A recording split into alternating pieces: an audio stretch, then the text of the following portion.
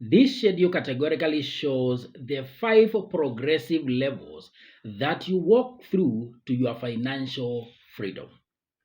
You can easily jump from the crisis level at the bottom as number 1 to stability level in number 3, because the first 3 levels, that is the crisis level, the instability level, and the stability level, is a question of your income. But from stability level through independent level to financial freedom, you cannot jump from stability to financial freedom, because those subsequent levels are not a matter of your income, but strategies in your investments that use the power in your income. So the higher levels, that is the financial freedom level, the independent level, do not necessarily depend on your income like the first 3 levels, the crisis, instability, and stability levels. Rather, it is about your mindset, your attitude towards money, and how you use your income. This distinctive level can be divided into 2. The first 2 levels at the bottom through the 3rd level, the crisis, stability, and instability levels, can be categorized by the fact that the persons who are in those 3 levels have a problem of income and not investing. The persons who enjoy the 3rd level through the 5th level, that is stability, independent, and freedom level, those persons suffer from one problem of investing and not income. Majorly, personal finance coaches, bankers, insurance, or the entire scope in the finance sector, they highly disregard the first 2 levels. You become attractive to the insurance guy, you become attractive to the banker, you become attractive to the personal finance coach necessarily when you have available money, cash flows, incomes for investing. The bottom 2 levels, the crisis level categorizes an individual who doesn't have a stable income or any income at all. Such persons are within the workforce and they majorly depend on other people or consumer debts to survive. Then we have the second stage, that is the instability level, where the individuals in that level do have a regular income, but the income is less than their expenses. They indulge in a lifestyle that requires more funding compared to what they make. Others, purely their expenses cannot be met by the incomes that they are generating, and for that reason, they are also heavily dependent on debts, either from friends, relatives, or from any available means. Then the 3rd level of stability, you can have there are 2 types of stability, or there are 2 ways you can acquire your financial stability. Either by pushing forward and aggressively increasing your direct active incomes to a point where your incomes cover all your expenses and your investing and saving needs. Because for us to categorize you as a financially stable person, you must have these 3 attributes. You must be able to meet all your bills, or in other cases, all your bills are being met by your income, all your debts are being serviced, and you are funding your savings and investments. The other way you can acquire your financial stability is by looking into your expenses and your incomes and knocking off all unnecessary expenses that you are incurring, or adjusting your lifestyle in such a way that the lifestyle fits into your means. All your expenses are being covered by the incomes that you are generating. That is an indirect way of acquiring your financial stability, and that one is acquired by the means of use of a financial tool that we call a budget. In most cases, individuals in the stability stage and above hardly find a budget necessary.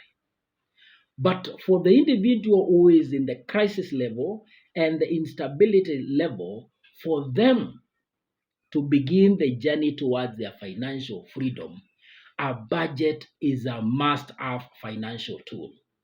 We have outlined 6 must-do things in 2025 if this group of people are going to enjoy their financial freedom someday.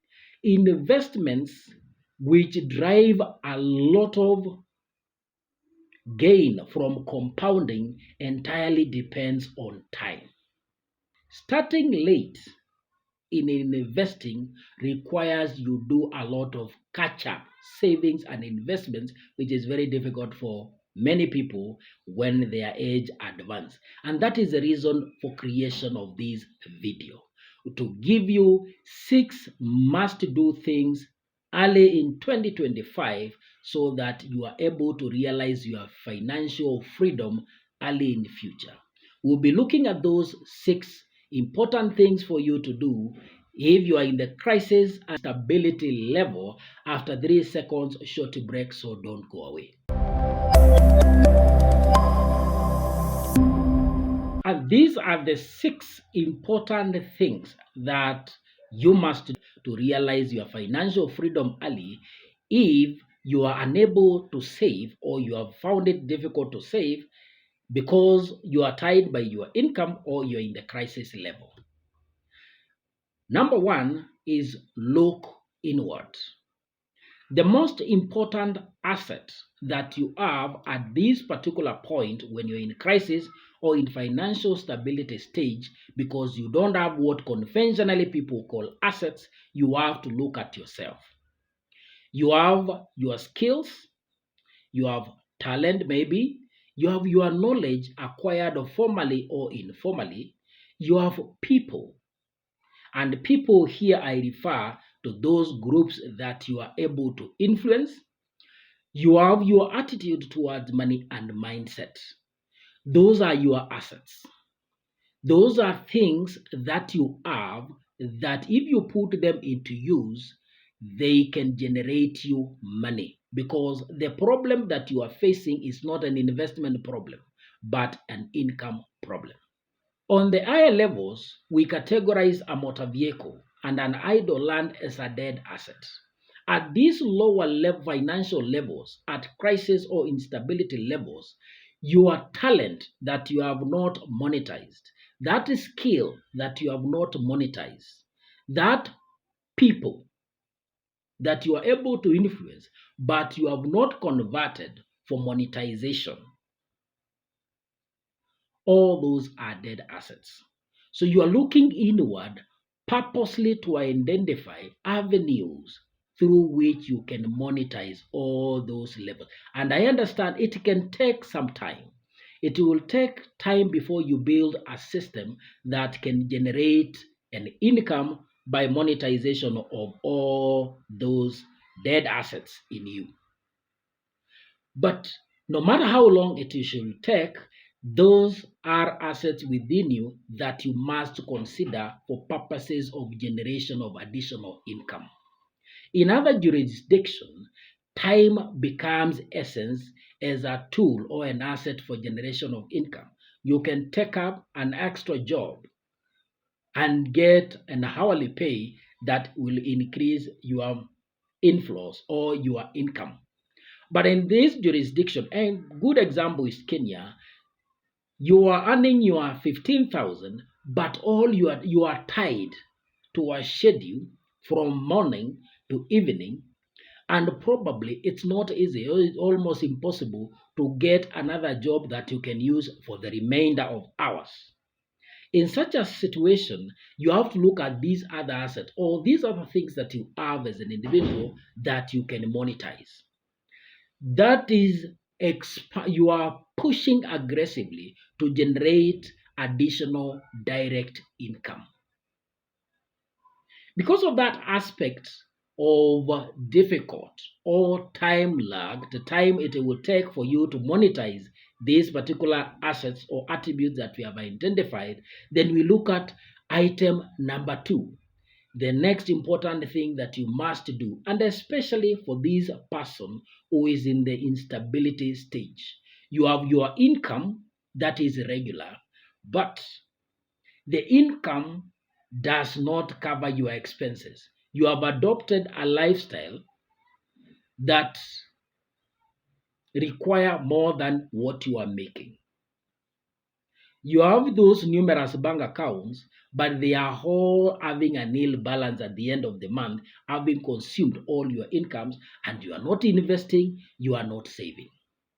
The most important that you need as number 2 is a budget. As earlier stated, individuals in the higher stages, in the higher levels, stability, independent, they do not look at the need of a budget. Rarely do they appreciate the importance of a budget. But for the lower level, the person who is in stage 2, level 2 of instability, a budget is a must-have financial tool. And simply what you will require is make a list of all your expenses. Then consider a list of your incomes. What you do is categorize these expenses into 3. The must-have expenses. Those will be your basic expenses, things that you can't do without. Housing, food, education, and the like. Then I have another category of things that you are using your money on, or you are spending on, but you can still live without.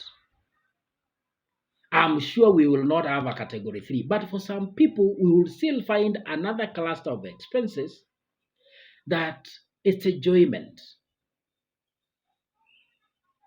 Once you have identified your list of expenses, category number 1, those are your basic expenses. Accommodation, that is rent, you have transport, you have food, you have school fees. Then you have number 2, things that are important to you but you can still do without them. And those are your wants. Then any other expense. You will need to identify what expenses you can eliminate completely, and that would be in category 3. You do away with those expenses. Then for the category 2 of wants, limit the expenses or reduce to the minimum acceptable expenses in that category. If you are yet to attain a balance between your income and your expenses, then you must consider your needs in the needs category and still work on those expenses to a point of establishing your financial baseline. The minimum on the basic needs. You can easily move from the house that you are living to a similar house but a distant away, which reduces your rent. So what the simply I'm saying, you need to work on your expenses. Bring down those expenses to either be equal to your incomes or bring your expenses below your incomes. Be left with an amount free that we shall now start using either to pay off your debts or for purposes of saving and investing. That way, you will have pushed yourself from level 2 of financial instability to level 3 of financial stability. Then once we have done that, we now move to the third must-do thing, and that is pay off your debts. Debts will be in two categories. There are those debts that are on your neck. There are other debts that you can slowly manage. Prioritize your debts and apply the snowball method of paying off your debts. Accelerate the payment of your debts after clearing the first debts, because the power to creation of wealth lies in your incomes, not what you're saving. The power to building your wealth lies in your incomes. So, paying your debts, releasing your income is releasing your power to wealth creation. Once you have paid off your debts, or you have cleared your consumer debts, and you are left with meaningful debts that either they were generating some income or debts that we can manage. But the purpose is utilize the installments of the cleared debts to accelerate the repayment of the other debts until you clear those debts. Then once our debts are cleared, we are moving to number 4, using an expense tracker. You must be keen not to fall back to instability. Having acquired your financial stability or elevated yourself to level 3 of stability by way of a budget, it is very easy for you to fall back to instability if you continue with a lifestyle with unchecked expenditure patterns. You need an expense tracking mechanism where you are able to monitor the build-up or accumulation of your specific expenses to make sure that those expenditures do not exceed the limits that you have set. That way, your expenses tracker will be your tool of control to ensure that you remain within your limit. And once you are able to do that, you will now be satisfying our number 5 must do thing, which is make sure you live within your budget. Make sure you live within your means. Means is what incomes you are able to make or you are making. That is your means. And that has already been outlined in your personal budget. So the must do thing number 5 is living within that budget. And that one is aided by item number 4, ensuring you have an expense tracker. Then once you fit yourself in that line, then number 6 will be start saving money. Start taking those baby steps. These baby steps towards your investments, savings, and building your wealth. We'll be looking at them in the next video, but the importance is having acquired that and ensuring that you live within that budget for some time to make it your habit. That is forming an attitude towards your finances. And that is the most important thing in wealth creation. Because unless you teach yourself that relationship with your money, until you are able to tell yourself no towards current gratification, things that you are enjoying today, but you can moderate them and delay that gratification for the future until you are able to say no to yourself, financial freedom will only be a dream. Many of these things may not be very easy for you at the moment, but we are talking of building a saving culture, building a moderation culture, delaying your gratification, and paying yourself today because you need that. What you are paying yourself today is what you are going to rely on tomorrow. That was necessitated by the fact that, as earlier, we have you patronizing our channel and you are within those two categories. As the demographic identify the 18 to 34-year-old person, you are at the prime age where if you take the necessary steps, you enjoy your financial freedom earlier than we who are in the upper floors. and maybe we did not take the necessary measures in time, and we are pushing ourselves toward to catch up with our expected net worth. If you have not yet watched that video on expected net worth, watch the video on the 7 must do things in 2025. We are putting that link to that video in the video description for this one. See you in the next video, and thank you for watching.